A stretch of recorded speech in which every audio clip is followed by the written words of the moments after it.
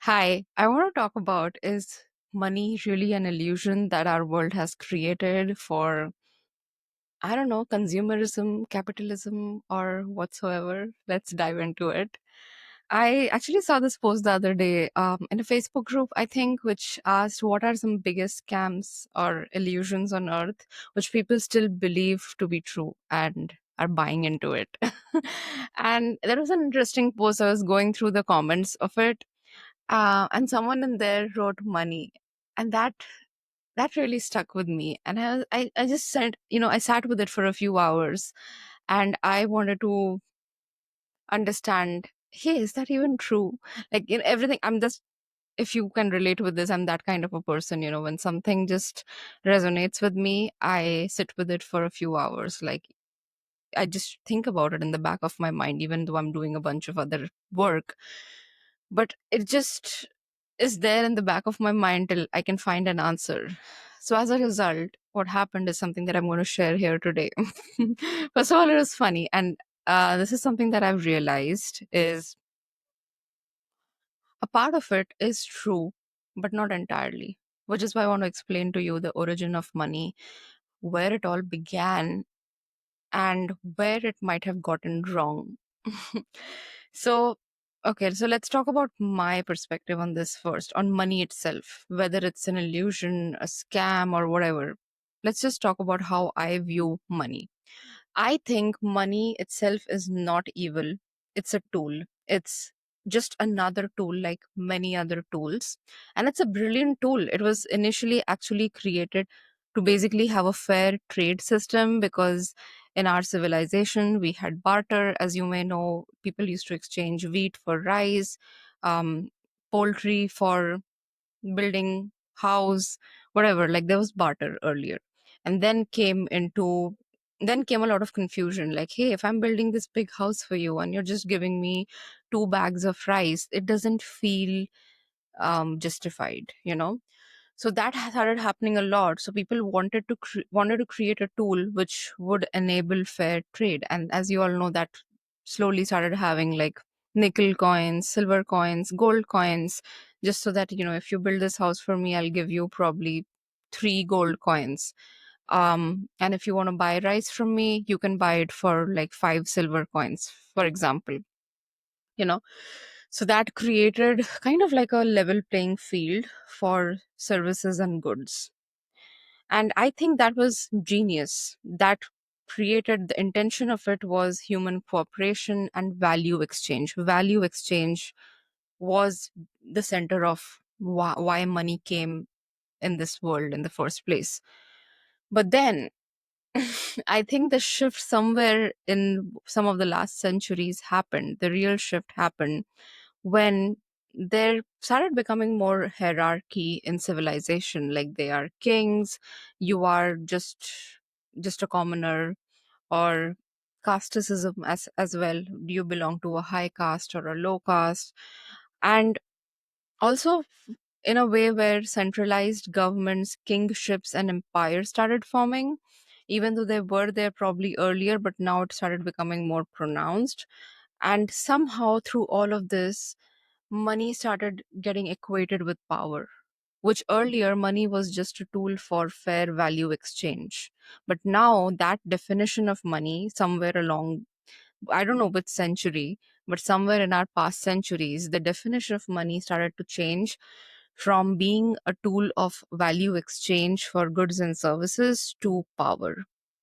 And I feel this all started happening in the pre World War region or time, because that's when a lot of fear was prevalent in the entire world. And whenever there is fear in human beings, we seek to control and gain power at whatever cost. And then our whole definition of things start to change, our identity starts to change. We Our definition of success changes, love changes, money obviously will change. I still see money as a tool, as a great tool, but it's not the end all and the be all for a happy, successful, fulfilling life. Because my definition of success is very different from probably someone whose definition of success would be centered around money. So this is, I think this is somewhere in history where the definition of money started to change from being a tool, just a simple tool for value exchange, to being something that gives you power.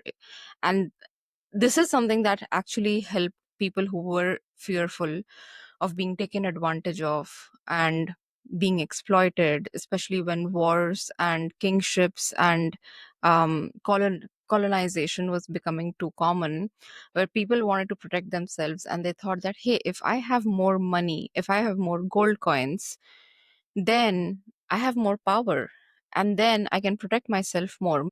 So, this is where I feel the shift started to happen towards this illusion where money is centered around your safety, your self worth, your status, and power. And that's where I think after this, when then the world wars happened, then industrialization came into full force. And with industrialization, there was more commercialization, more capitalism, mass production.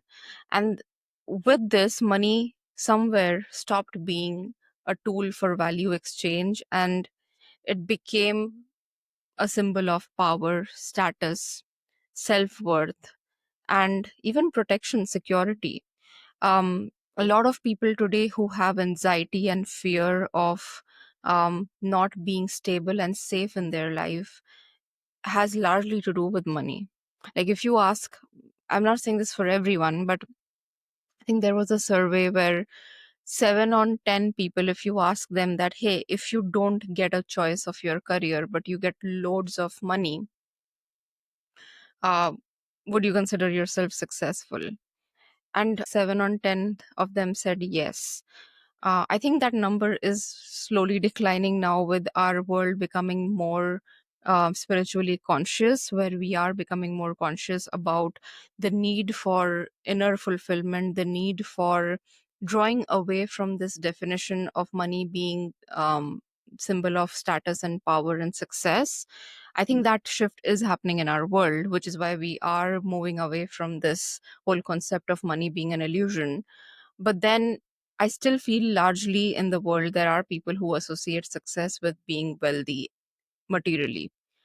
Because again, it comes from that power dynamic where there is still this subconscious belief, even though they may not mentally be aware of it, there is still this subconscious belief that if you have more money, you have more security.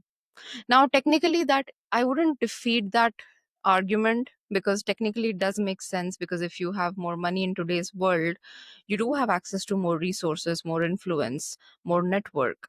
But then you are not completely protected at the same time. It's not like just by having more wealth, more material, you are protected from life. You're protected from the synchronicities or the asynchronicities of life, or the surprises that universe can throw at you. There's no protection basically for that.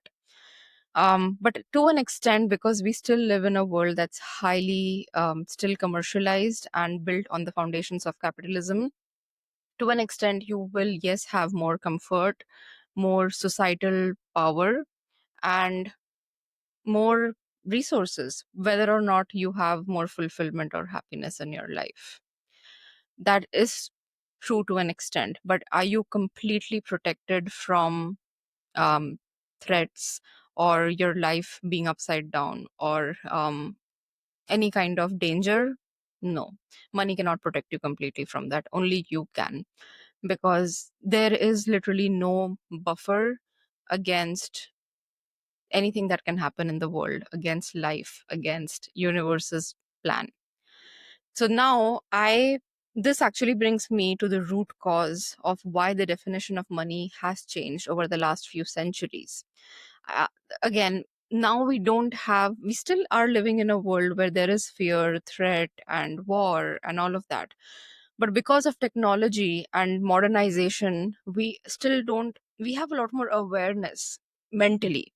But our subconscious mind is still carrying a lot of fear from our ancestors. This is why I do a lot of intergenerational trauma healing in my coaching, because fear is definitely passed down through your DNA. And if your ancestors have been through a lot of fear based living because of the way world was in the olden times, without even realizing, you still carry subconscious fear about losing it all someday, or thinking that if I just control the money, I'll be able to control how I'm viewed in society or how well I'm respected.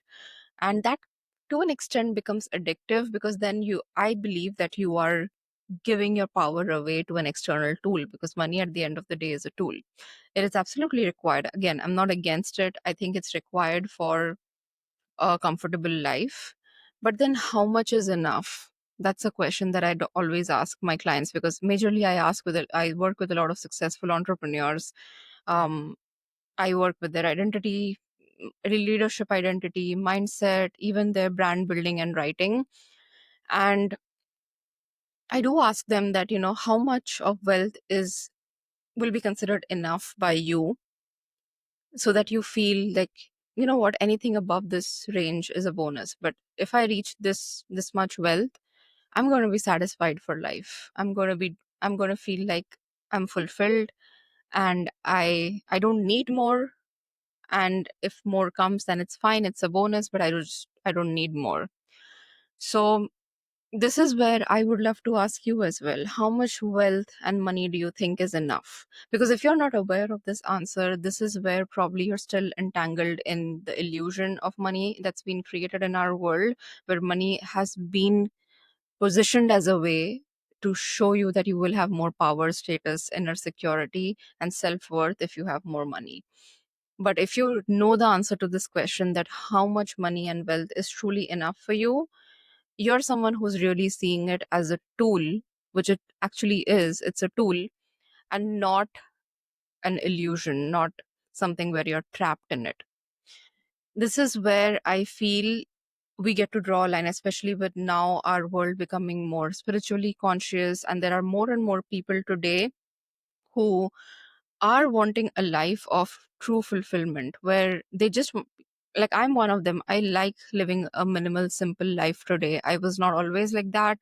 But today, if someone asks me what my definition of success is, it has a lot more to do with minimalism, simplicity, and stability and comfort more in it than hustle and achieving for more, and getting to a level of status or designation or even a title.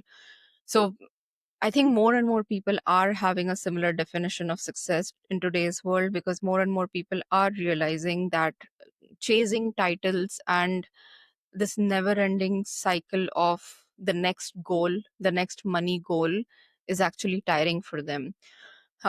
So yeah, this is my permission to you. If you are watching this video till here, and you definitely are someone who's redefining what material wealth means for you, this is something that I would ask you to just sit with it and ask yourself, how much money is enough for you? Like, what kind of lifestyle would you like to have, which is just enough for you and makes you happy? Like, these are some questions that I would ask you.